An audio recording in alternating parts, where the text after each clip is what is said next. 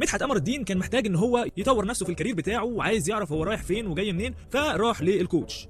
الكوتش سيد رز بلبن الخبير في الكوتشنج، وتعاون مع الخبير علشان يديله من البير، وقدر معاه يعمل السي في واللينكد ان ويعملوا كارير بلاننج علشان يوصل للحلم الكاريري بتاعه. ساعده بالادوات بتاعته وبالاسئله بتاعته ان هو يوصل لهدفه، ما قالهوش يعمل ايه، ما وجههوش، ما قالهوش نصايح. بعد ما مدحت قمر الدين عمل الحاجات دي كان هو شغال في مجال الاتش ار، بس محتاج حد يرشده في مجال الاتش ار.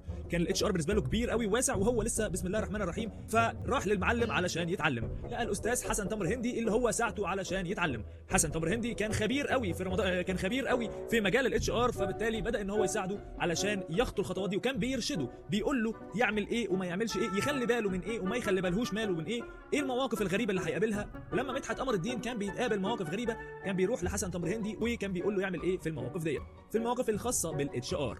ولما دخل في هذه الخبره وخاض هذه التجربه لقى ان هو محتاج يتدرب على مهارات كتيره، فراح لاستاذ شلبي قطايف.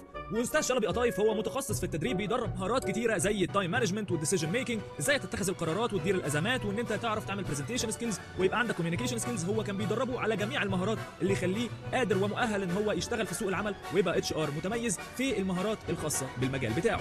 بعد ما مدحت اتدرب مع شلبي حس بفتره ان هو فاقد الشغف. استاذ فاروق بالزبادي اشتغل مع مدحت قمر الدين على الاكتئاب اللي جاله من غير اسباب، ومدحت قمر الدين بدا يفضي مع استاذ فاروق بالزبادي علشان يفضوا ويظبطوا الدنيا مع بعض، وبدا ان هو يحمسه ومدحت قمر الدين يقدر يكمل في مسيرته المهنيه بكل روح وحماس وشغف وحب للحياه علشان يقدر يكمل طريقه. وبكده يكون مدحت قمر الدين من خلال مساعده الاربع اشخاص قدر ان هو يوصل لحلمه الكاريري ويحول كاريره من كارير عادي لكارير بيطير. كان معاكم دكتور حازم عماد الدين، غلب النسكافيه وبقى 4 في 1. لو محتاج مساعده في اي من هذه التخصصات تقدر تتواصل معايا على منصات التواصل الاجتماعي وهقول لك ازاي اقدر اساعدك. ورمضان كريم.